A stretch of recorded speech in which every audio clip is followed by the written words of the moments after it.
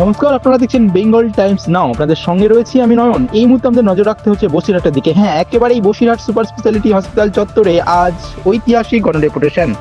চিকিৎসা পরিষেবার গাফিলতি নিয়ে হাজার হাজার তপশিলি ও আদিবাসী সম্প্রদায়ের মানুষ সামিল হন এই বিক্ষোভে।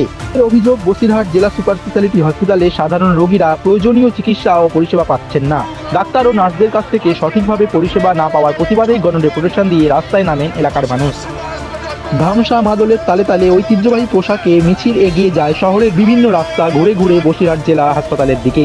অনেকের হাতে দেখা যায় তীরধনুক, কারো কারো বা হাতে ত্রিশূল, যা তাদের সাংস্কৃতিক পরিচয়ের প্রতীক হিসেবে মিছিলে বহন করে। আন্দোলনকারীরা বসিরহাট সুপার স্পেশালিটি হসপিটাল চত্বরে পৌঁছে হাসপাতালে সুপারের উদ্দেশ্যে গণডেপুটেশন দেয়। বিক্ষোভকারীদের দাবি, হাসপাতালে চিকিৎসা করাতে এসে বহু সাধারণ মানুষ নানা সমস্যার সম্মুখীন হচ্ছেন।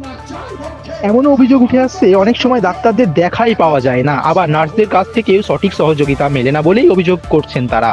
এর ফলে রোগী ও তাদের পরিবার সদস্যদের চরম ভোগান্তির শিকার হতে হচ্ছে।